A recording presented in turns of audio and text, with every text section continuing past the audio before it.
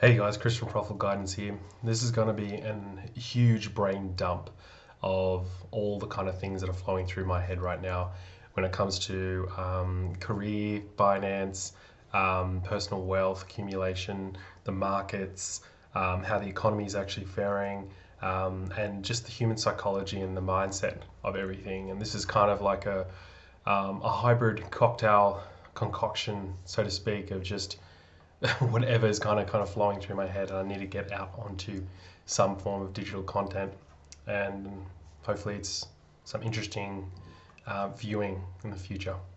So right now, the whole world is in a global pandemic. So there are varying timing of lockdowns, a series of lockdowns across the world, and various markets are reacting to this knowledge from a really high level, kind of looking down on the planet and looking at every country and what they're doing. The common themes are the governments need to throw money into private enterprise, being small business, medium business, large business, and households, whether it be business or not. Giving people relief in terms of mortgages, giving people relief in terms of what they have going on in terms of obligations, tax obligations, count rates, and what have you. So what's happening is every economy is kind of ensuring that every household, or most households, are catered for, and to ensure that there's no kind of unemployment kind of going off track, as well as keeping kind of inflation as best they can in check, which doesn't really go hand in hand. So what typically happens with economies around the world, I mean, the US and Australia have actually differing, the Fed versus the RBA, the Reserve Bank of Australia versus the Federal Reserve, comparing Australia and US, they actually have differing ways. So one would quite literally print money and put it into circulation. The other would actually acquire bonds, and then in turn provide other banks, like the major banks, the ability to draw down on deposits within the Reserve Bank itself to then, conduct their lending and almost keep them afloat, so to speak. So in the grand scheme of things, as a normal a normal entrepreneur, a normal someone studying or what have you, wherever you're at right now, wondering what to do in this climate, I guess this brain dump for me is literally just exporting the file, like exporting the data file from my head, because my mind goes at a million miles an hour. And these are some things that I've been really into deep thought lately, and which makes a lot of sense once I've kind of articulated that internally.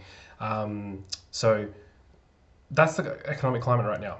That's certainty. There's human emotion kind of governing a lot of things too, and there's a lot of people who are in high public places that need to, or copying a lot of flack, so to speak. Like they're actually being criticized for the way they're kind of doing things, whether they take option A or option B, and that's the only two options. Either road they go down, it's pick your poison, so to speak.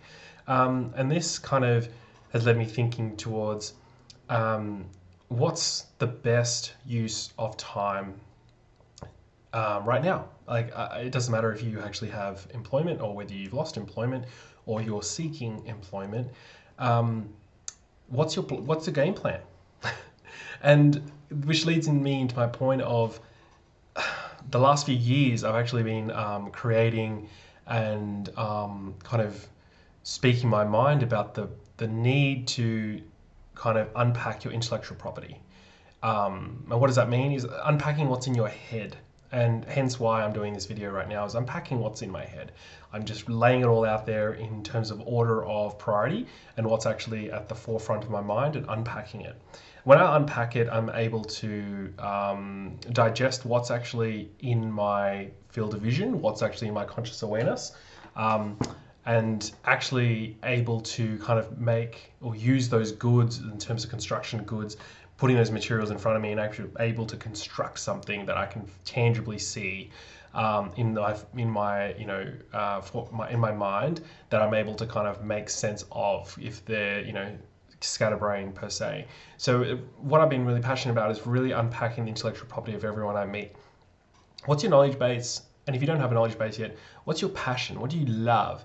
What's oozing out of you that you would just be in deep curiosity about? And I don't mean what do you numb yourself in terms of just going on a scrolling binge on or going down the rabbit hole of something that you just playing Russian roulette, so to speak. If you're just scrolling on social media, whatever you click on, you'll just go down that rabbit hole and away you go. You'll just find that interesting at that point in time. What's something that is what you're deeply curious about, and really kind of go after that and capture that and write it down and actually note it down, and really unpacking that intellectual mind of yours, and what's your zone of genius? What do you actually enjoy researching, testing and failing at? And what are you able to just kind of immerse yourself and be like, well, if this consists of my majority of my life, I'll be pretty cool with it. And I can't really make sense of how to monetize that until a later point in time. Hence why we're here right now. Hence why I've been dribbling about the state of the economy right now, the state of the world. Unpack your intellectual property. I can't say this with more passion, and I don't want to really raise my voice because otherwise I won't be able to last the length of this brain dump. But really unpacking intellectual property is the absolute must. This is absolutely crucial for every single person. I don't care what walk of life you come from, what area of expertise. I don't care if you're at university or school or been in a career for 45, 50 to 60 years. I don't care. Unpack what's in your mind, starting with your passions and your purpose, and really kind of flesh that out in terms of what are you deeply just curious about, fascinated about, that you could almost immerse yourself in that world and be like, this is fascinating to me. I don't know why, but I can just read and learn about this all the time. What is that? Really articulate what's actually in the forefront of your mind. Secondly, unpack what is your zone of genius. What's your field of knowledge? What's your area of expertise? Really unpack that area too. Putting in buckets, right? We're putting in your deep fascination and your passions in one bucket. We're unpacking your knowledge of the world, your knowledge of what your area of expertise is, whatever you've kind of committed yourself to. And again, I keep rehashing, I don't care what area of life you're at. You can be at school, at university, you can be deeply curious about something that you've built up a lot of knowledge about, and you've kind of got that asset sitting there. But again, it's intangible. What does intangible mean? You cannot touch it. It's on your balance sheet that no one can really touch, taste, feel, hear. Like, they can only hear it is if you unpack it and they actually hear your voice about this. Now, the fact that the world's in its state has led to, and again, this is going to be something that you're highly likely to already heard about, is the world of the digital assets that have come about, the cryptocurrencies, so to speak. And there's a broad landscape of them, but I'm going to just name a couple which again you've probably heard of. So there's Bitcoin, and then there's Ethereum. Those two namely are pivotal right now to really give it some thought and really deeply go down the rabbit hole of understanding how it's actually going to potentially benefit you. Not potentially, I'm not necessarily a maximalist or a minimalist.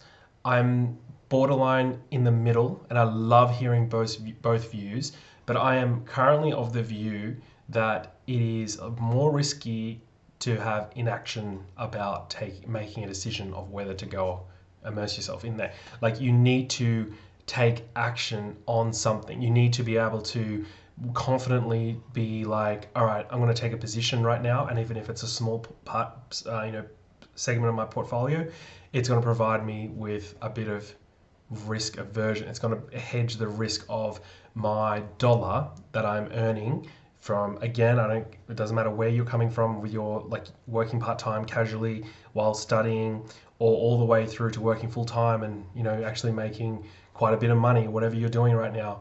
But really consider for a second that your hard-earned dollars, again, whatever you're earning, where is that going? Where are you deploying those scarce resources that you've earned, that hard-earned money, where is it going? And really consider for a moment that with the governments right now doing what they're doing to keep their economy, I'm not saying, that they're doing the wrong thing. There's no real choice per se with the current infrastructure and the way the technology has been established and the way the systems and processes in the past have actually been. This is a new technology that people are deploying as a store of value. And from my research that I've done, I've been in this world since 2017. And I've actually been researching since 2014. That's how much of a skeptic I was initially. And it was more so just the lack of knowledge and the lack of understanding of how code works, how C++, which is my understanding is the programming language, to actually understand and interpret the code, which is Bitcoin. And I heard it first on a podcast, a Joe Rogan Experience podcast with Andrea, and I don't want to mispronounce his surname, Angelopoulos.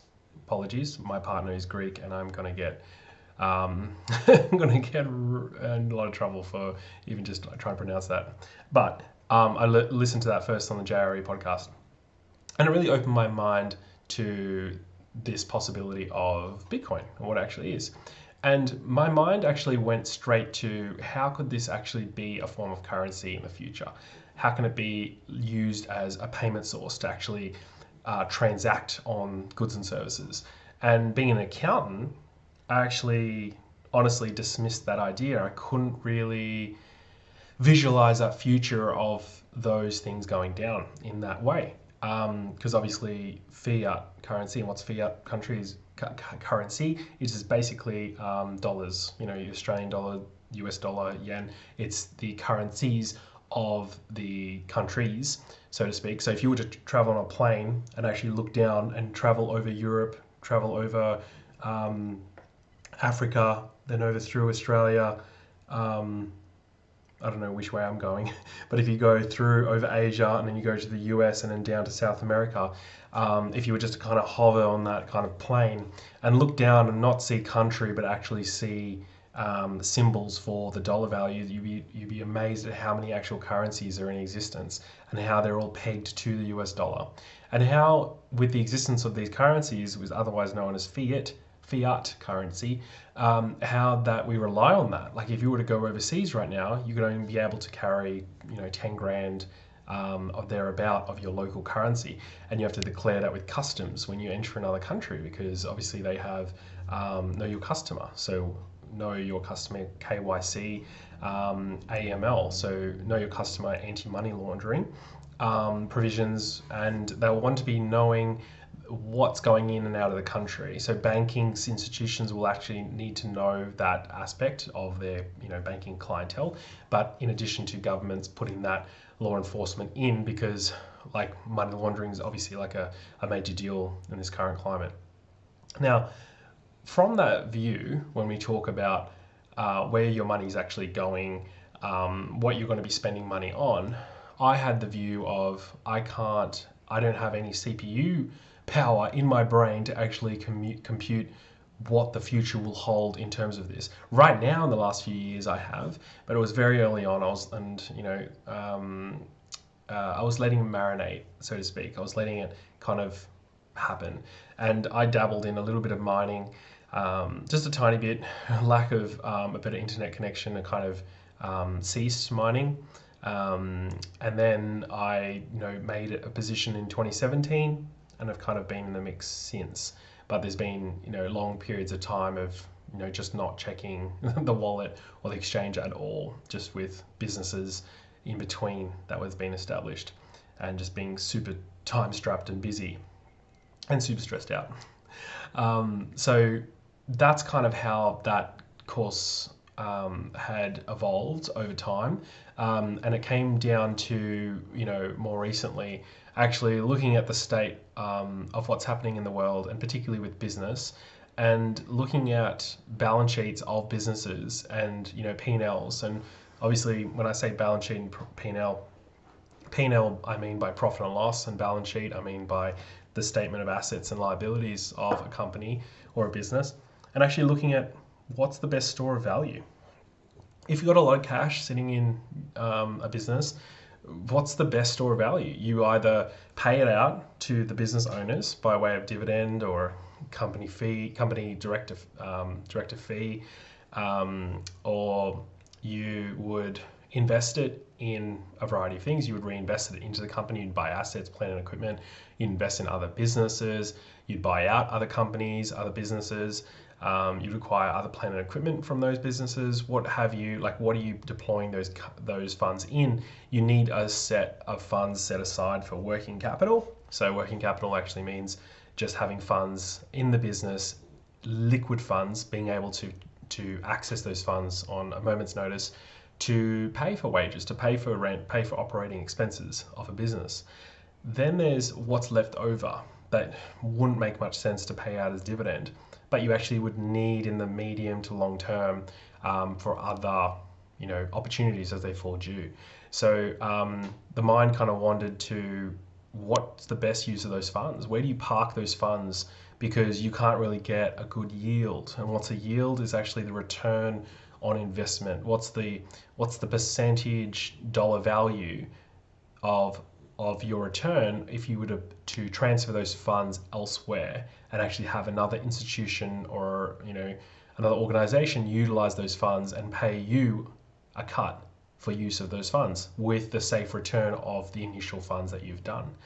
And that's what I mean by yield. Like, so what's the actual return and what percentage is that versus the risk reward of deploying those funds in other vehicles. Again, vehicles are, an asset, parking into an investment, parking into a financial institution that will pay a predetermined interest rate, bonds, and what have you, term deposits, etc. So the mind kind of naturally went to that. And so there's an overarching kind of theme of the end of the world, not really, but like more so the world's in apocalyptic times with the pandemic right now, and everyone's kind of getting vaccinated and double vaccinated, and then once everyone's double vaccinated, everything can kind of return to normal, and things are kind of already happening like that as we speak. But there's a lot of still uncertainty though of how that's actually going to play out. And what's again troubling for me is the rate of inflation.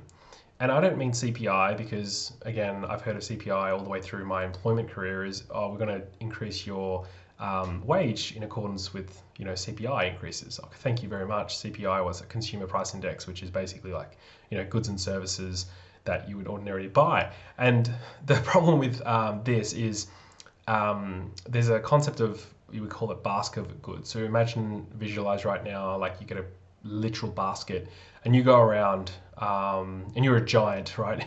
You're not going to drive your car to go to Woolworths or a grocery shop. You're going to be going to walk around like a giant and look at, okay, there's a car yard. I'm going to get a car. I'm going to walk over there. I'm going to buy some real estate. I'm going to go over there and buy. I'm going to pay for a holiday. I'm going to pay for education.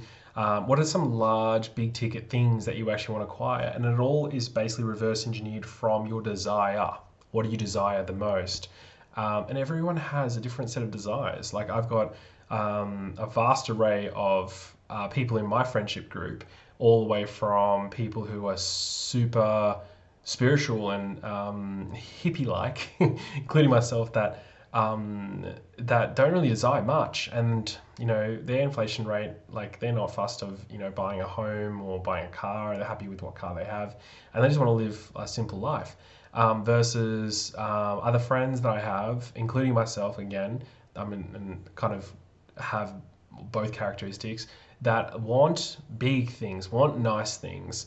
We all have different desires, so therefore we have different baskets of, like two different baskets of goods that we would be seeking out, and the rate of change, the price change in those goods, have been quite dramatic. And this has kind of been deflated my kind of, lack of a better word, and it's almost pun intended, because it's been deflating seeing this because it's actually inflating the price. So with house prices have shot through the roof, and it's very disproportionate to what the wages are. So if you're at uni, you're just coming out of uni or studying, and you're kind of seeing the property prices right now, what are you thinking? You're thinking, you kidding? How the hell am I going to be keeping up with this rate of change? Like it's and it's as it was years ago, prices have actually increased, but disproportionate to the income levels. And why is that? Well, there's a scarce supply. Land releases in most local government areas, in capital cities and what have you, even regional areas, are very controlled the way they release the land. They ensure that supply and demand is kept as close to just having a lack of supply, and not having kind of an oversupply, because otherwise prices will be driven down.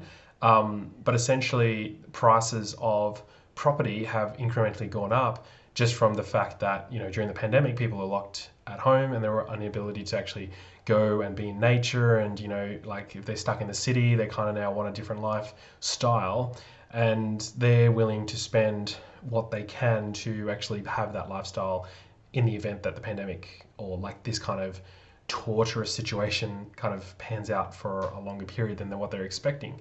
So with house prices, what is Gen Z and millennials meant to be thinking right now? Like it's kind of like you're chasing after a train that you need to get on, and the train is clearly moving faster than you are. You need a vehicle to keep up with this train, and that vehicle can be seen as the digital assets that have just miraculously have come into our reality. 2008 is when when Bitcoin was first invented by an unnamed, or named, but by an unknown group or individual person, and was kind of brought into this world, and a white paper was actually created and issued and publicly disclosed, and the code, which was beautifully written, actually served a really higher purpose and solved a lot of problems. And adoption is the key word. And from 2008 to 2014, there was no real credible adoption. Then from 2014 to 2017, again, there was no real credible adoption. There was a lot of good news, bad news, negative publicity, positive publicity. The maximalists pushing it. There were people who were minimalists pulling it. And then we got to 2020. And 2020 was when the global pandemic hit. In my life, this is the biggest shock into my world. I've both my parents, or my father, actually born in during World War II, and I've only heard stories of that he's passed on down from what his parents then told him, and how life was, and escaping that war-torn country. I'm pretty blessed.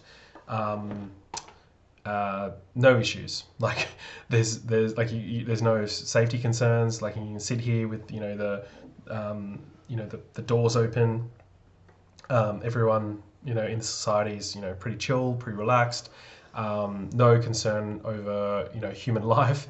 No real anxieties other than just the borderline aesthetic ones that don't necessarily have any weight or credibility to them once you give it some thought. The anxieties are just the lack of something bigger. It kind of just nitpicking on small things and allowing your cortisol levels to increase based on that.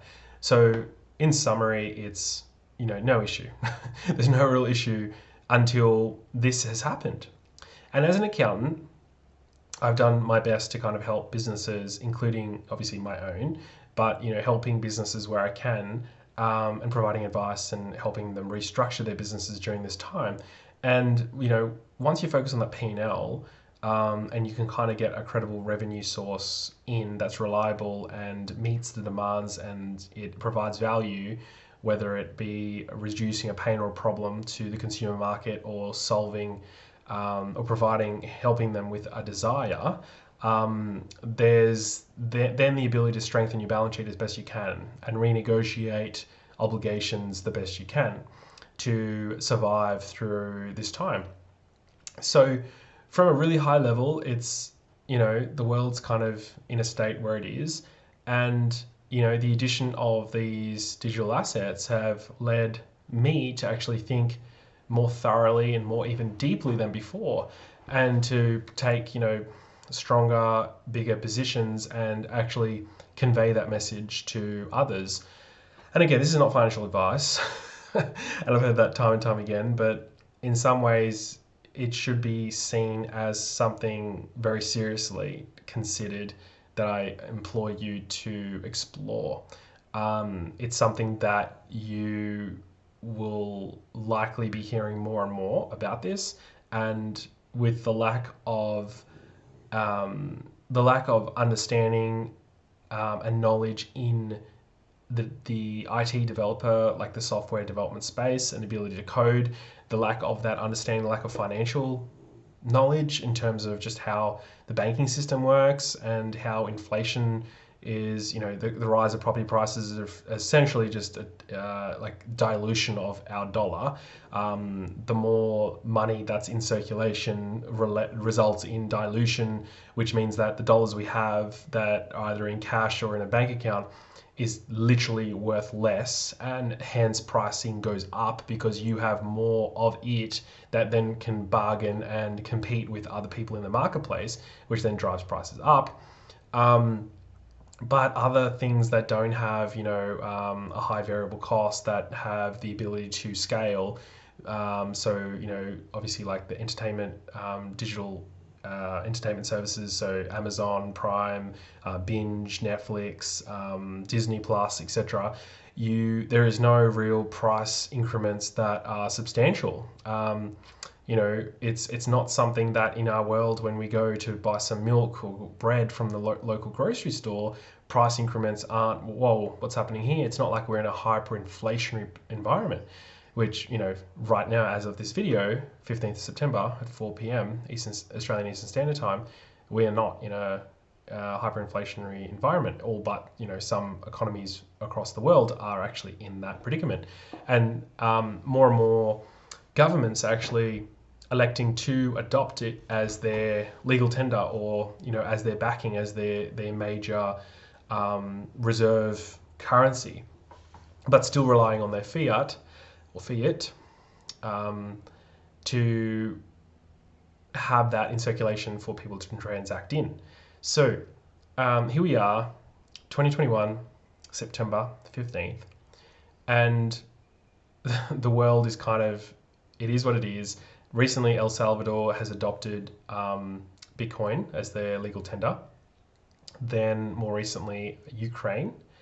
There's a couple others that I don't have memory of or knowledge of right now, which is not really the point of this video. It's more so just to state that there are multiple governments adopting this. And it's kind of just a brain dump of the fact that it's something that should be seriously considered as in a household, as an individual, as a uni student, as a business owner, as as a retiree, as someone who's been working for salary and not really having a lot of uncertainty of where to actually park their funds. And the volatility in these markets are extreme, and it's something that dollar cost averaging into makes a lot of sense. Firstly, starting a position, and then dollar cost averaging, and that basically means just parking a small amount over a consistent amount of time. So whether it's weekly, daily, or what have you. So you're not really timing the market. You're just kind of allowing the market to unravel as it is, and you're not really forcing yourself into that kind of market. You're allowing yourself to strategically take a position because of your belief and the amount of education that you do and the amount of immersion in this topic, and therefore with the more amount of education comes the more amount of belief, therefore comes inspired action, and with inspired action comes taking a position with little to, or should say no doubt, but more like minimal doubt, and confidence that over time this position would result in a favorable kind of outlook. And the counter side, and this is what I was saying, this is a brain dump. This is me talking to myself. And by no means should this just be seen as advice and to act upon it. This is me doing a brain dump of everything in my mind and how I think through these complexities. And again, there's years of research and immersion and kind of reviewing the broad spectrum of assets that you can potentially acquire. But at the end of the day, it comes down to where to deploy your funds that you're not necessarily using. What's your time horizon with acquiring these desires in terms of whether it be a property, a car, education, an investment, whatever it is, a trip. And then really honing in on the craft of your intellectual property and your unpacking intellectual property and unpacking what's in your mind, your knowledge base and all this kind of stuff. And at a really high level, those are the two most important things that I can think of right now that I would highly recommend going down that rabbit hole of those two aspects, is where to actually deploy your funds. I don't care if you have $10 in the bank versus you have $1 million in the bank. What percentage of your assets can you potentially start deploying in a train, or a train that will catch up to the other train that is the desire, that's your basket of goods that is increasing in price based on your desires. And again, this is very hard to articulate because I don't know what your desires actually are.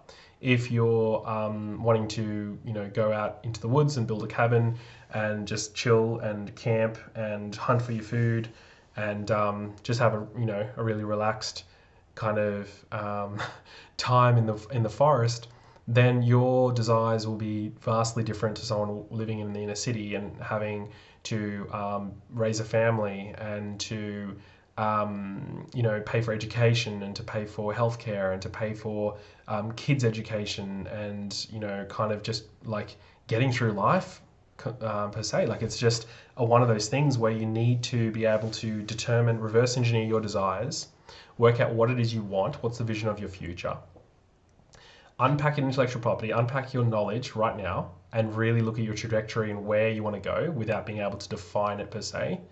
And then look at a vehicle or multiple vehicles or assets that you can deploy your surplus funds in right now that you will stick with that percentage as you earn your craft on the other side. And this is where everything kind of gets intertwined and it's making a bit more sense. Again, as I hear it coming out of my mind, it's making a bit more sense. So the two areas of focus is wealth accumulation and acquiring assets and your personal wealth, and your craft, how to actually build a brand, unpacking your intellectual property. And again, another cross collateralization, as in like why this is making more sense, is in the two that I named, Bitcoin and Ethereum. Within Ethereum, there's a whole world called non-fungible tokens. Non meaning no or non, fungible being the word replaceable or can be replicated, and it as in it cannot be replicated, and it's a token. So with non-fungible tokens, that is a whole universe of possibility and opportunity in that space alone. But where I feel the most upside for every person as it is in terms of to benefit from, is to actually protect and monetize your intellectual property. And what I mean by that is, again, for me personally, and again, I'm putting this out there because I just want my thoughts recorded because again, this is a huge brain dump, and rather than actually do a journal entry, I want to, there's no there's no real secrecy or competition here that that should be kind of kept private. It's something that I really I really feel excitement for, because it's something that I had a vision of the future back in 2013, 2014. And it's the name of this channel, Profitable Guidance. Over on the bookshelf over there, I've got a company register called Profitable Guidance, Pty Ltd. And the whole premise behind that was I envisioned this software that the technology existed. It just, again, wasn't mainstream back in 2013, 2014. Was to everyone to have their own personal private portal. I think I called it the professional engagement portal. So the PEP. And you keep everything on there. So your tax returns and all that kind of jazz, it's there. Your your banking, your personal asset position, like all your whatever, like it can just even be a spreadsheet or a ledger of your cash, your assets, your motor vehicles, your investments, whether you hold exchange traded funds, managed funds, shares, bonds, whatever, term deposits, bank accounts, everything is listed there. Your liabilities, your credit cards, your loans, your personal loans, your mortgage on your home, your mortgage on your vehicles, or what have you. You've got your personal assets that's listed there. And it's kind of been verified, like it can be verified by an accountant. And then if you were to want to go get a loan, it allows you the ability to go quickly get a loan with the seamless transition of documents from your portal to a broker or directly to the bank to allow you to acquire a home, because it has all your information at your disposal. Now, looking at that thought or that vision of the future that I had a while ago, one thing, I traveled I traveled far and wide, literally. I think Queensland and then Sydney, meeting up with intellectual property lawyers, IP attorneys, and this had legs. This had multiple investors keen on it, and it kind of, I won't say fizzled, because I'm still excited. I want to bring this into the world somehow, and I don't care if I do it, but I just want this in the world, and I just think it's the most efficient use of time, and provides huge amounts of value and power to empower every individual to realize that they have the ability to take control of their personal wealth and their personal finances and really transform their monetary situation. But not just that, I really want this brought into the world, for real. Like it's something that I really have been thinking about ever since 2013, 2014. And I like time traveling because I go through my journal often, and I've been journaling on and off for a while. More recently, probably the last three years or so, like almost every day. But the odd journal when you read in the past, it's interesting what your thoughts are and where your head's at. And I don't think that deviated much. And the very fact is that blockchain technology, which incorporates, the fact that Bitcoin and Ethereum are in existence among tens of thousands of other, venture capital projects, which essentially are called altcoins or Shizen coins. So Bitcoin and Ethereum essentially are the two largest market capitalization within the cryptocurrency network as of today, 15th of September 21. And they are essentially, like, within the blockchain network, they have the ability to secure and encrypt, through cryptographic technology, people's private and personal information, and allowing the network to secure it through mining computing power. So this idea that I had for a while that I felt stuck on and really couldn't bring into the world, and despite investor backing and despite multiple meetings with software developers and IP attorneys, and probably literally investing about 25 grand of my own money into this, kind of went nowhere. And what I love about this concept of unpacking IP, unpacking what's in your head, unpack what your passions are, what your curiosity is. Because life has a way of, if you lack that resource, it has a way of kind of bringing you that resource naturally. And again, I haven't chased this again since, and I don't know if I will. And again, this is just something I really want brought into the world, and I don't really care who brings it in. And I'm sure that it's probably getting built as we speak.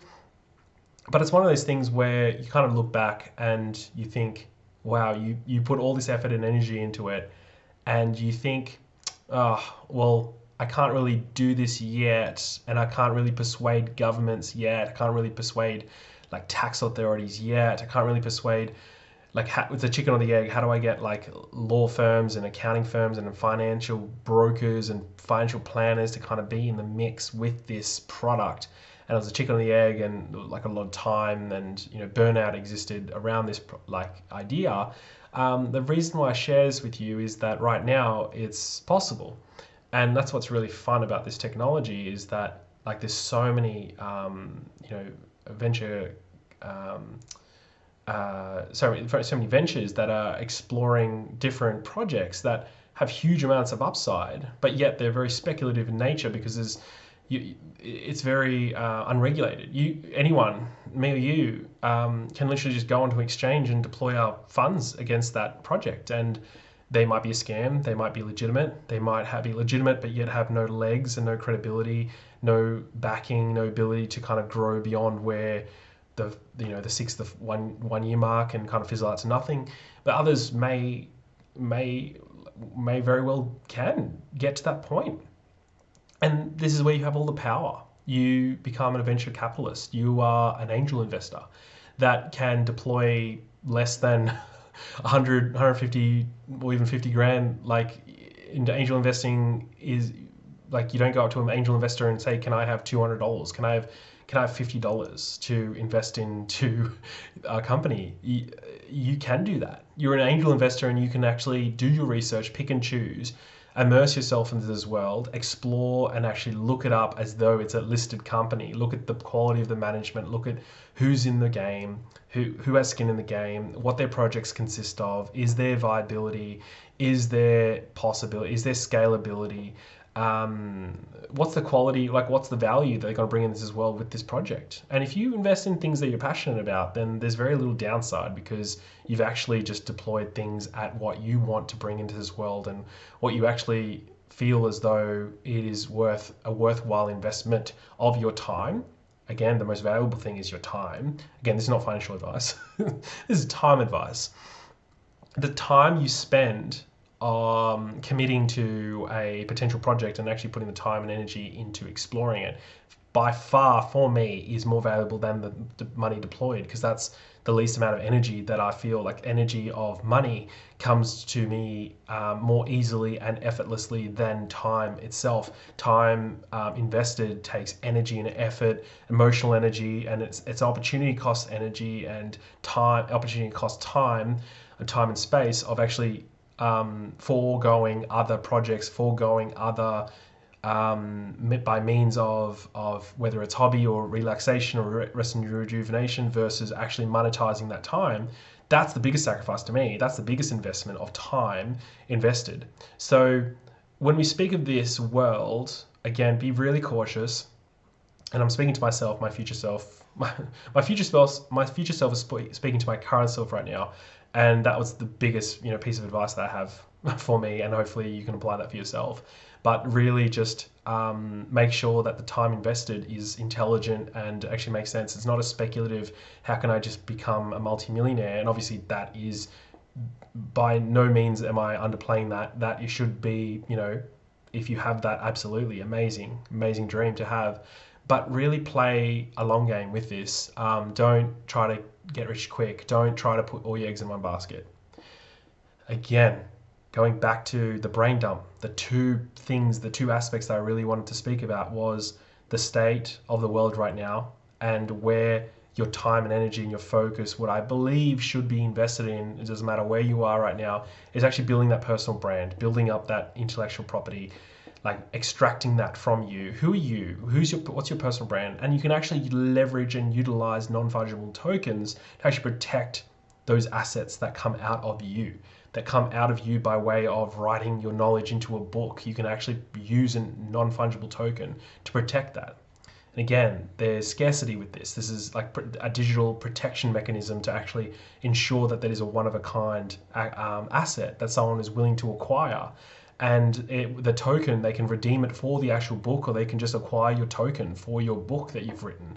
You can create things, pieces of art, pieces of what have you, and all of this is very subject. Like how do you determine what a piece of or a book is worth?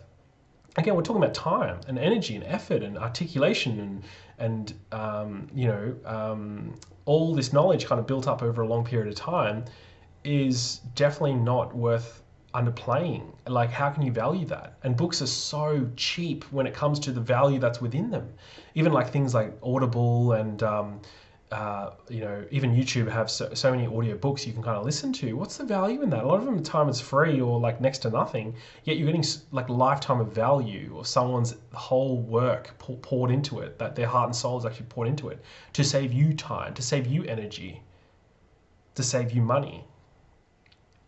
So this brain dump, how long has it been? 46 minutes of me rambling and talking about these things, but these things are close to my heart, right? Like, these are things that I really believe in. I think that is number one priority, is to build a personal brand, to unpack your intellectual property, to actually look at the landscape financially, look at assets, look at your wealth accumulation strategies, and really, again, just work on yourself in the meantime. Like I said, with knowledge comes power, comes belief into something that the mainstream is not necessarily doing. And yeah, maximalists are pushing it, and to have the heckles up. Like, I always think of my dog, the Labrador. Whenever she sees another dog, she loves other dogs, but again, her spine, her fur on her spine increases and it goes up, and she looks like she has a mohawk. My partner and I call it, it's the mohawk syndrome. But really proceed with skepticism when it comes to all these kind of different projects and different ways of kind of deploying things, and really just be skeptical at first and hear both sides and form your own view, and take your ability to kind of your own view of things. So it's your own opinion. You're not kind of regurgitating someone else's thoughts and using those same words and lingo and piggybacking off someone else's research, because again, they may be wrong. If you believe in something, again, you can't regret something at the time was a great idea. It's something that is worthwhile pursuing. If it's close to your heart, it's worthwhile pursuing. Again, life has a weird way, a funny way of bringing whatever you need to you. Just across time and space is when it will show up. And again, kind of closing out this little brain dump that's almost 48 minutes now, is review yourself, review your intellectual property. What do you have in your mind? What do you have as your credible source of inspiration and your passion? What's your purpose? What do you love? What do you immerse yourself in curiosity? What's your knowledge? What can you unpack? What do you love to learn and go down that rabbit hole of curiosity and learn in your own time? And then overlaying that into learning about these digital assets, learn about non-fungible tokens, learn about the Ethereum network, the proof of work, the proof of stake, learn about Bitcoin, learn about blockchain.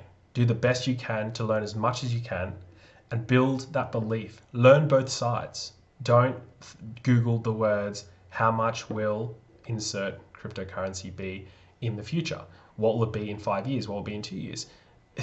With something that has credibility and legs, it is obviously going to be worth something in the future if it is directly correlated to your belief, and the belief is as a result of immersion of knowledge and learning and understanding who's behind the project and what credibility and what viability it has, and how can it scale, and how can it be of value, where can it be a puzzle piece, and how can it be strengthened? Because again, these market capitalizations over time, I just believe that it will go up. And again, when I say I believe, that's from the research that I've done. Again, I could be wrong. So it's something that I firmly believe in, and I want to capture on video and I put it out there. And it's just something that I found to be fun, because I want to review this later in the future and actually see, like, I'm backing this, and I hope that, you know, it provides value for whoever watches it. I don't really care who watches it. Really speaking to myself selfishly in this video, but at the same time, if there's other people that are younger versions of me that resonate with me, that will understand this kind of advice, and again, this is advice. It's not financial advice. I'm not telling you what to invest in. My advice is to immerse yourself in knowledge and learning in these topics, because I think this is what's actually going to provide you the legwork to actually grow.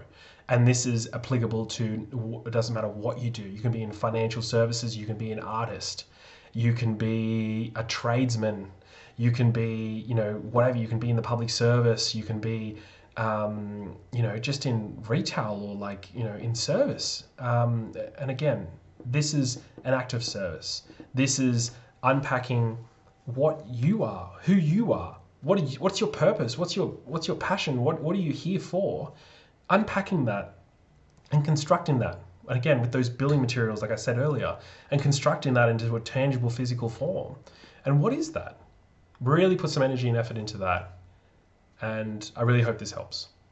So peace and love, and I'll see you on the next one.